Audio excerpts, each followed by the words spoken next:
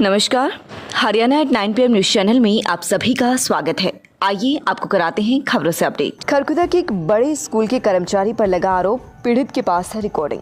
शहर के एक निजी स्कूल के कर्मचारी पर एक छात्र के पिता द्वारा उसके बेटे के साथ अश्लील हरकतें करनी, फोन पर अश्लील वीडियो फिल्म दिखाने के साथ ही फोन पर अश्लील बातें करने व किसी को बताने पर जान से मारने की धमकी देने के आरोप लगाते हुए एसपी सोनीपत को शिकायत दी है। शिकायत के आधार पर खरखुदा पुलिस ने आरोपी पर पॉक्सो एक्ट सहित अन्य धारा के तहत मामला दर्ज कर जांच शुरू कर दी है। शिकायत में यह भी कहा गया है कि आरोपी कर्मचारी बच्चे की जेब खर्च भी छीनता था और विरोध करने पर उसे स्कूल से नाम काटने निकालने की धमकी देकर डराता भी था। सुप्रीम कोर्ट ऑफ इंडिया के जस्टिस सूर्यकांत पहुंचे Sonipat. Supreme court of India के जस्टिस सूर्यकांत शुक्रवार को सोनीपत पहुंचे। इस दौरान उन्होंने डॉक्टर बी.आर. अम्बेडकर राष्ट्रीय विधि विश्वविद्यालय में देश के पूर्व राष्ट्रपति के नाम पर बनाई गई doctor APJ. Abdul Kalam library का उद्घाटन किया और उद्घाटन कार्यक्रम के बाद मोरपंखी पौधे का पौधारोपण भी किया। इस दौरान उनके साथ हरियाणा मानव अधिकार आयोग के सदस्य एवं पूर्व न्यायाधीश करमचंद पुरी भी मौजूद थे। हरियाणा के सोनीपत में डॉक्टर बी.आर. अम्बेडकर राष्ट्रीय विधि विश्वविद्यालय में शुक्रवार को पहुंचे सुप्रीम कोर्ट ऑफ इंडिया के जस्टिस सूर्यकांत ने देश के पूर्व राष्ट्रपति डॉक्टर ए.पी.जे. अब्दुल कलाम के नाम पर बनाई गई लाइब्रेरी का विधिपूर्वक उद्घाटन किया और बाद में उन्होंने यहां पर मोरपंखी पौधे का भी पौधारोपण किया। इस दौरान यहां उनके साथ हरियाणा मानव अधिकार आयोग के सदस्य एवं पूर्व न्यायाधीश करमचंद पुरी के अतिरिक्त सांसद रमेश चंद्र कौशिक, राय से विधायक मोहनलाल बड़ोली और अन्य न्यायाधीश मौजूद रहे। इस दौरान जस्टिस सूर्यकांत ने कहा कि यहाँ पर बनाई गई यह लाइब्रेरी बच्चों के लिए यहाँ शिक्षा ग्रहण करने के लिए पहुँचने वाले विद्यार्थियों के लिए एक बहुत ही महत्वपूर्ण साबित होगी। उन्होंने कहा वह देश ही नहीं, दुनिया के एक ऐसे वैज्ञानिक हैं जिन्होंने अपने जीवन काल के दौरान काफ़ी आविष्कार किए। यहाँ पर उनके नाम पर बनाई गई यह लाइब्रेरी वाकई में ही प्रेरणा के स्रोत रहने वाली है। सभी विद्यार्थियों को यहाँ पर काफ़ी फायदा मिलेगा और इस लाइब्रेरी का पूर्ण रूप से लाभ उठाया जाएगा। Suryakant, justice supreme court of India. Doctor Abdul Kalam देश के ही नहीं पूरे विश्व के एक बहुत बड़े वैज्ञानिक, ग्रेट ह्यूमन बीइंग, एक ऐसे साधारण व्यक्ति के तौर पर जाने जाते हैं जिन्होंने शिक्षा के लिए बहुत कुछ किया और वो खुद बहुत बड़े शिक्षाविद थे। लाइब्रेरी का उनके नाम से होना अपने आप में हर एक यंग स्टूडेंट के लिए प्रेरणा का स्रोत है और मुझे पूरा गर्व है और पूरा भरोसा है इस बात का कि सारे विद्यार्थी उनके नाम से प्रेरणा लेकर के उस लाइब्रेरी का पूरा फायदा उठाएं। हरियाणा कांग्रेस प्रदेश अध्यक्ष कुमारी शैलजा शुक्रवार को सोनीपत पहुंची। इस दौरान उन्होंने पार्टी कार्यकर्ताओं को संबोधित करने के साथ ही देश के प्रधानमंत्री नरेंद्र मोदी द्वारा 3 कृषि कानूनों को वापस ले जाने पर किसानों की जीत बताते हुए और इसे कांग्रेस ने भी इन कृषि कानूनों का विरोध किया था। कांग्रेस पार्टी द्वारा चलाए जा रहे जन जागरण अभियान की शुरुआत करने के लिए कांग्रेस प्रदेश अध्यक्ष कुमारी शैलजा शुक्रवार को सोनीपत पहुंची। इस दौरान उन्होंने पार्टी कार्यकर्ताओं को मंच से संबोधित करते हुए कहा कि बढ़ रही महंगाई और बेरोजगारी लोगों के लिए परेशानी का सबब बनी हुई है, जिस वजह से आमजन बेहद दुखी है।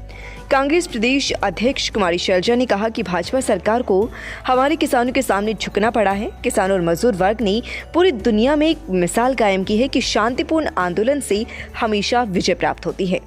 उन्होंने कहा कि आंदोलन के दौरान सरकार द्वारा बार बार हथकंडे अपनाए गए, किसानों के आंदोलन को दबाने की कोशिश की गई, परंतु किसान टस से मस न हुए। उन्होंने कहा कि इस आंदोलन के दौरान सैकड़ों किसानों ने शहादत दी। अच्छा होता यदि प्रधानमंत्री उन परिवारों से भी माफ़ी मांग लेते। उन्होंने कहा कि कांग्रेस नेता राहुल गांधी ने एवं देश के समस्त किसानों ने पहले दिन से ही इन कृषि कानूनों का विरोध किया था और आज उन किसानों की सही मायने में जीत हुई है। कुमारी शैलजा, कांग्रेस प्रदेश अध्यक्ष, हरियाणा। एक भारत सरकार ने अहम फैसला लिया। ये सरकार, भारतीय जनता पार्टी सरकार, मोदी सरकार, इसका असली चेहरा आप एक बार नहीं बार बार देखते। पहले मुद्दे बनाओ, लोगों के अंदर छोड़ो। लोग जब बिल्कुल तंग हो जाएं, तो फिर कहो कि चलो हम इस चीज को बदलते हैं। चाहे कृषि कानूनों की बात लें, 3 काले कृषि कानून इन्होंने देश के ऊपर थोपे, हमारे अन्नदाता के, हमारे मजदूर के ऊपर थोपे और कहा आपकी भलाई का कार्य कर रहे हैं। साथियों, जब किसान मजदूर सड़क पर आए और अपने यहाँ तो रोज देखते थे हम दूर दूर से, और यहाँ से सड़क पर बैठे किसान 1 साल हो गया, गर्मी में, सर्दी में, बारिश में इनकी सुध नहीं ली।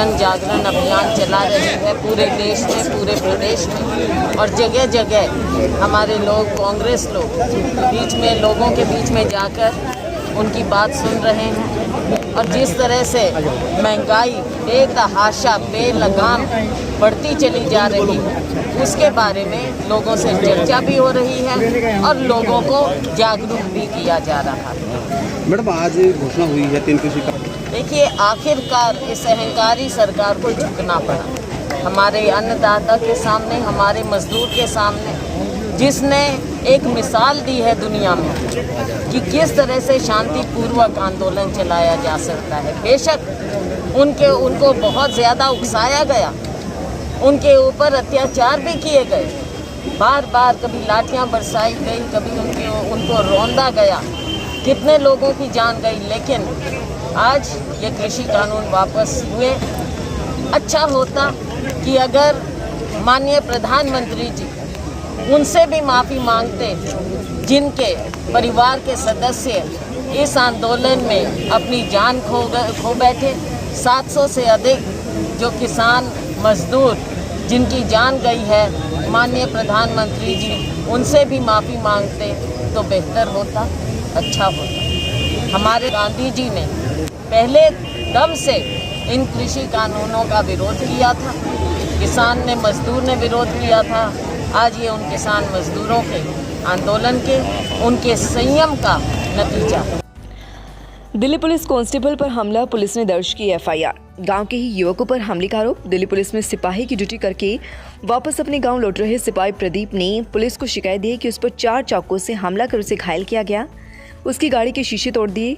शोर मचाने पर ग्रामीण आए तो आरोपी फरार हो गए। पुलिस मामले की छानबीन कर रही है। पुलिस ने 4 पर मामला दर्ज कर लिया है। खाने गांव का रहने वाला प्रदीप दिल्ली पुलिस में बतौर सिपाही के पद पर कार्यरत है। रात्रि को करीब 9:30 बजे वह ड्यूटी करके वापस लौट रहा था। पुलिस से निकलकर खरखुदा की तरफ निकलने के वक्त स्कूल के पास ब्रेकर पर गाड़ी धीमी की तो पीछे से आई एक कार ने उसका रास्ता रोक लिया। गाड़ी को गांव का ही लड़का नीरज चला रहा था। 2 अन्य लड़के भी गाड़ी में साथ बैठे हुए थे। इस दौरान उस पर हमला किया गया। एक लड़के ने लोही की रोड से हमला किया, दूसरे ने उसके सिर पर हमला किया। गाड़ी में साथ बैठकर आए हुए 2 अन्य लड़कों ने बिट्टों से उसकी पिटाई की, उसे जमीन पर गिराकर बुरी तरह से पीटा।